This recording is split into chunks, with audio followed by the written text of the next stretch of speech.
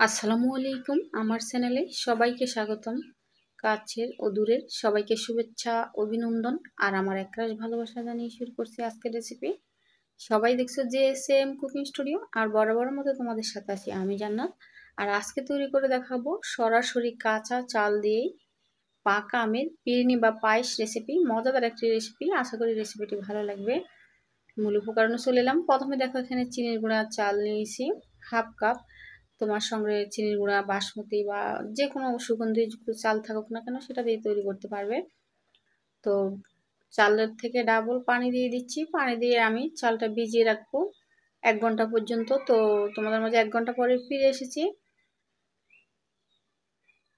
এখন আমি চালটাকে ভালোভাবে কষলিয়ে ধুয়ে নিব। যতক্ষণ পর্যন্ত চাল থেকে গোলা পানি বের হবে ততক্ষণ পর্যন্ত চালটাকে আমি ভালোভাবে ধুয়ে নিব। তো অফ ক্যামেরা চালটা ভালোভাবে ধুয়ে নিয়েছি। এবার একটি মিক্সার জার নিচ্ছি। তো আমি এখানে হাফ কাপ দিয়েই পিরনিটা তৈরি করছি। তোমরা তোমাদের পরিমাণ বুঝে কম বেশি করে নিতে পারবে। সামান্য পরিমাণে একটু পানি দিলাম। এখন আমি মিক্সিতে পেস্ট করে নিচ্ছি। তো এটা একেবারে মিহি করব না, একটু দানাদার রাখবো।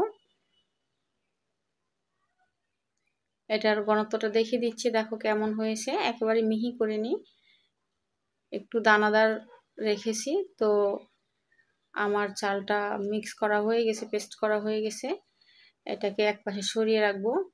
তো এখানে দেখো দুটো পাকা আম নিয়েছি। এখন আমগুলো আমি কেটে নিচ্ছি। আর আমগুলো কাটতে কাটতে তোমাদের সবাইকে ছোট্ট একটু অনুরোধ করছি, যারা এইমাত্র আমার চ্যানেলে জয়েন করেছো প্লিজ আমার চ্যানেলটি সাবস্ক্রাইব করে দিও। সাবস্ক্রাইব করে পাশে থাকা বেল আইকনটি বাজিয়ে দিবে, যাতে করে প্রতিদিনই এরকম ইন্টারেস্টিং ভিডিও চাওয়ার সাথে সাথে সর্বপ্রথম তোমার কাছে গিয়ে পৌঁছে যায়।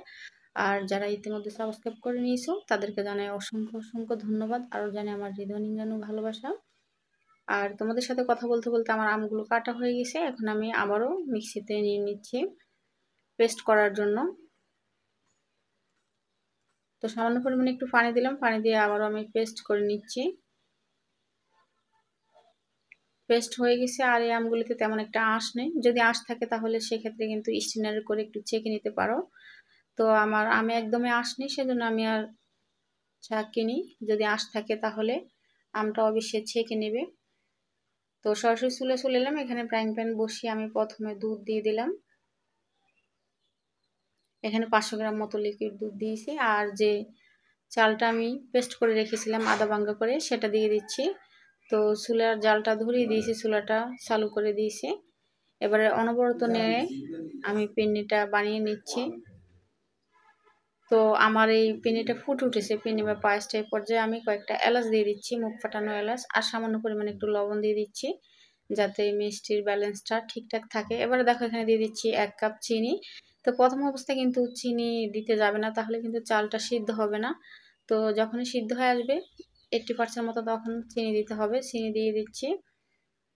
এবার এখানে দিয়ে দিচ্ছি হাফ কাপ গুঁড়া দুধ, পাউডার দুধ যেটাকে বলা হয়, সেটা দিয়ে দিচ্ছি।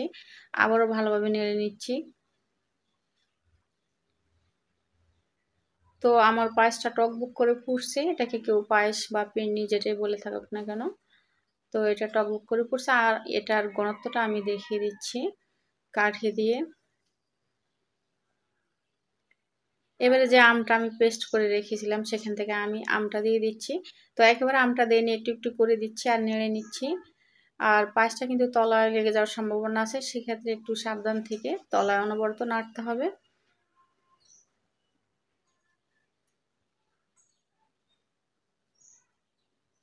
তো এই পর্যায়ে আমি কিন্তু আরেকটু আম দিয়ে দিলাম। আর আমটা কিন্তু চুলার আঁচটা স্লো করে দিতে হবে। যদি ফুটন্ত অবস্থায় আম দাও তাহলে কিন্তু যে আমরা দুধটা ব্যবহার করছি সেটা কিন্তু চানা কেটে যেতে পারে। সেজন্য আমটা একটু স্লো আঁচে দিলে ভালো হয়। এবারে ভালোভাবে মিশিয়ে নিয়েছি। আবার চুলার আঁচটা একটু বাড়িয়ে দিয়ে টকবক করে ফুটিয়ে নিয়েছি। আমার পায়েসটা এই মুহূর্তে একদমই রেডি হয়ে গেছে। তো আমি পায়েসটা নামিয়ে নিয়েছি, সেটা আর দেখায়নি। এবারে দেখো এখানে কিছুটা কাজু আর কিশমিশ নিচ্ছি পরিবেশনের জন্য। আর এখানে একটু আমের পাল্প রেখে দিয়েছি, যে আমটা আমি পেস্ট করে রেখেছিলাম। তো এটা সৌন্দর্যের জন্য উপরে একটু ছড়িয়ে দিচ্ছি কাঁচা আমটা। তোমরা চাইলে এটা একটু জাল করে নিতে পারো। যদি পায়েসটা সংরক্ষণ করো তাহলে সেক্ষেত্রে কিন্তু আমটা জাল করে নিলে ভালো হয়। তো যেহেতু আমি খুব অল্পই তৈরি করছি পায়েসটা, সেজন্য আমরা খেয়ে নেব। আর এই পর্যন্ত যদি আমার ভিডিওটি তোমার কাছে এতটুকু ভালো লেগে থাকে তাহলে একটি লাইক করে দিও প্লিজ। তোমার একটি লাইক আমার এই রেসিপিটা অন্যদের কাছে পৌঁছাতে সাহায্য করে। তো পাকা আম ছড়িয়ে দেওয়া হয়ে গেছে, এবার আমি কাজু কিশমিশ দিয়ে সাজিয়ে নিব। তোমরা তোমাদের পছন্দ মতো যে কোনো ফল দিয়ে সাজাতে পারো, কিংবা পাকা আমের ছোট ছোট টুকরো করে উপরে সাজিয়ে দিতে পারো। এটা বাচ্চা থেকে বড় সবাই পছন্দ করবে। আর এই আমের সিজনে একবার হলো বাসায় এই ফিরনি বা পায়েস রেসিপি তৈরি করে বাসার সবাইকে খাওয়াবে, সবাই প্রশংসা করবে। অতিথি আপ্যায়নও তৈরি করে নিতে পারো। আর এরই সাথে শেষ হয়ে গেল আমার পাকা আমের ফিরনি বা পায়েস রেসিপি। কেমন লাগলো আজকের রেসিপি? ভালো লাগলে একটি লাইক করে দিও প্লিজ। আর প্রতিদিন এরকম নতুন নতুন রেসিপি পেতে চ্যানেলটি সাবস্ক্রাইব করে পাশে থেকো। সবাই ভালো থেকো। আল্লাহ হাফেজ অ্যান্ড আসসালামু আলাইকুম।